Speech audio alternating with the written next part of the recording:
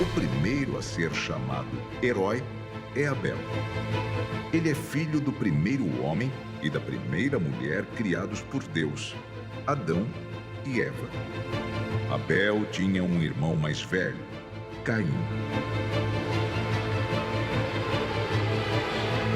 Pela fé, Abel ofereceu a Deus maior sacrifício do que Caim, pelo qual alcançou testemunho de que era justo, dando Deus testemunho dos seus dons. E por ela, depois de morto, ainda fala.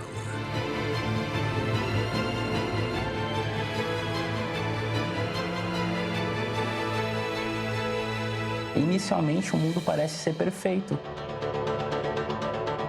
O mundo parece ser de uma física diferente, porque, por exemplo, no capítulo 2 de Gênesis, fala que a chuva não vinha das nuvens, a chuva vinha da própria terra. Então, havia uma geografia diferente, havia um estilo diferente da natureza, ou a física, né? Quando Adão e Eva saem do Jardim do Éden, então eles rompem com Deus. A pergunta é, de onde vem alguma esperança? Essa esperança aparece com o nascimento dos filhos, depois que eles saem do Éden. E até quando nasce o filho mais velho, Caim, a Eva está toda animada, diz, olha, eu consegui ter um filho homem com a ajuda do Senhor, né? E depois nasce Abel.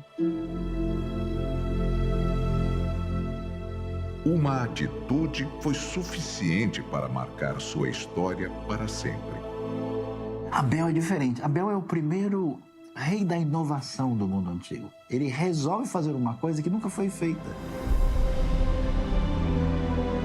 E assim vai chegar o momento em que eles vão apresentar-se diante de Deus.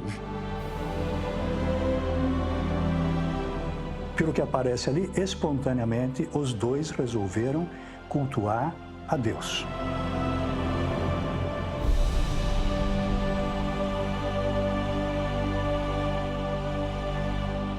E a oferta a Deus faz parte do culto. Interessante ver que Caim traz para Deus um fruto qualquer.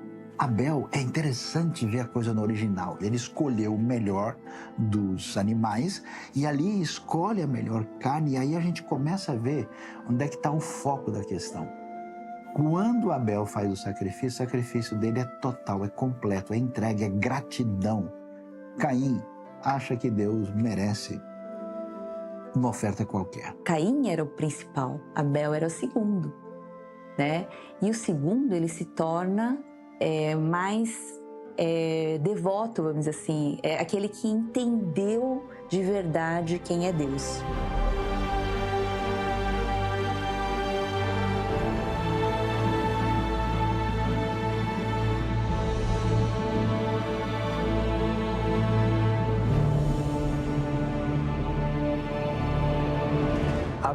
Abel ofereceu sacrifício de sangue, de carne. Jesus morreu uma vez por todos nós.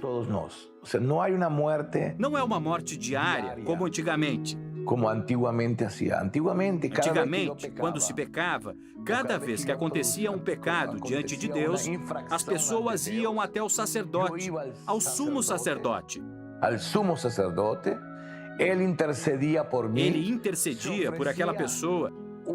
Era oferecida uma ovelha em sacrifício para a remissão dos pecados. Jesus foi o último. Por isso, ele é chamado de Cordeiro de Deus, o último Cordeiro.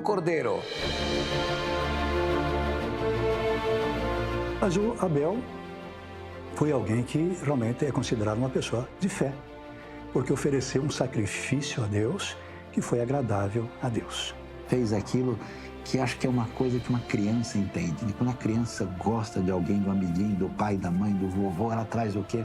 O presente mais bonito que eu pude fazer. Olha aqui o desenho que eu fiz para você, papai. Olha aqui, mamãe. A oferta de Abel é aceita, a de Caim rejeitada. E o motivo é claro.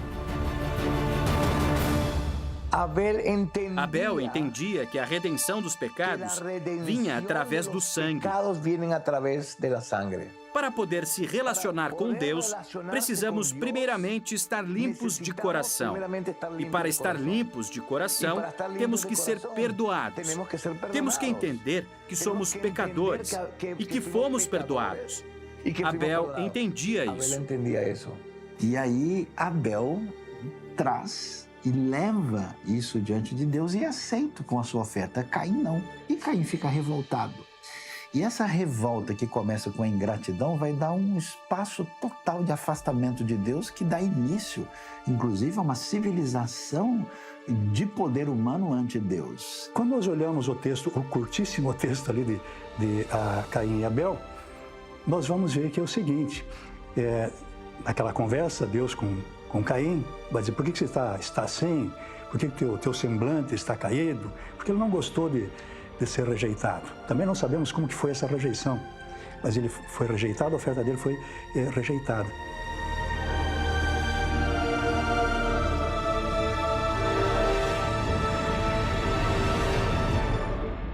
Quatro vezes Deus vai atrás de Caim, oferecendo um retorno, e Caim não quer esse retorno. Ele fica revoltado e justifica o seu procedimento, ele nega, esconde o que aconteceu. Deus diz, olha, não tem jeito, né? A maldição que estava sobre a terra é ampliada na vida de Caim, agora a coisa vai ser mais difícil, você vai ser um andarilho por aí. Consumido pela inveja, Caim reage. Aparentemente parece que um irmão não gostava do outro, ou tinha inveja do outro, e nessa briga entre eles, ou nessa disputa entre eles, um mata o outro, né? E por causa disso surge o primeiro homicídio.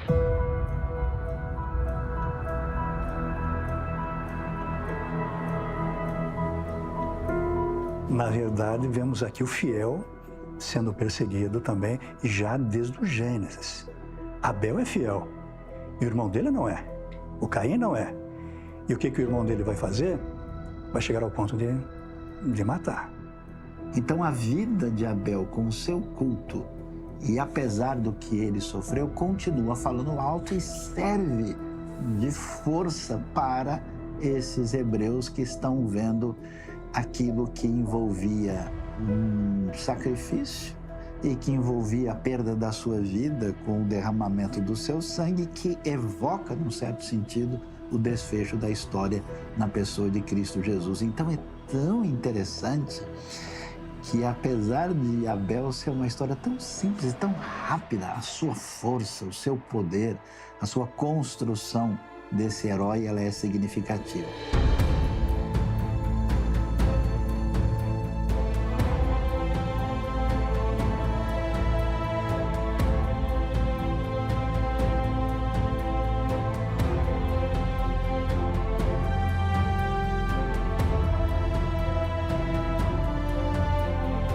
Eles aparecem aqui como que classificados para a final, né?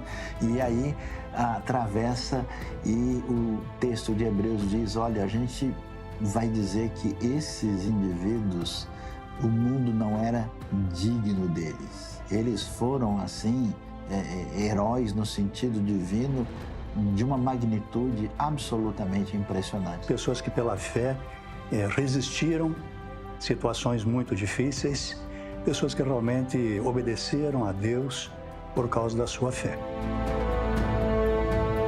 Mas todos vivenciaram grandes milagres.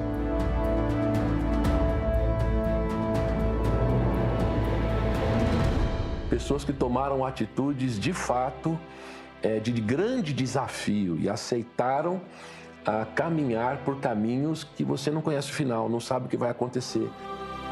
Muitos anos depois da oferta e do exemplo de Abel, outro homem também se destaca como um herói da fé, Enoque. Pela fé, Enoque foi trasladado para não ver a morte, e não foi achado, porque Deus o trasladara, visto como antes da sua trasladação alcançou testemunho de que agradara a Deus. Enoque é uma pessoa muito extraordinária em Hebreus capítulo 11. Primeiro que ele é emblemático e então ele aparece de uma maneira especial e a Bíblia fala pouca coisa sobre ele. Ela fala que ele vai viver muito menos do que todo mundo, mas a sua vida ela é interceptada de uma maneira extraordinária, porque diz o texto que ele andou com Deus de tal maneira que o Senhor o levou para si. E muitos entendem com razão que Enoque foi arrebatado para a presença de Deus. Da descendência de um dos filhos de Adão e Eva, surge um homem justo, conhecido por construir uma arca memorável, Noé.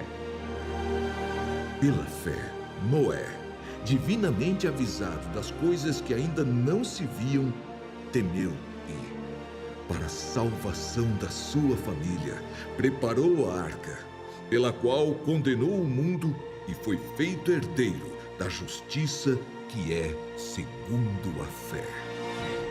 Noé foi aquele famoso escolhido de Deus para preservar a humanidade na ocasião do dilúvio. Noé encontrou favor diante dos olhos do Senhor. Com certeza, a fé demonstrada de Noé perante as pessoas à sua volta era uma loucura completa, mas ele ousou prosseguir na sua relação de confiança absoluta na palavra divina.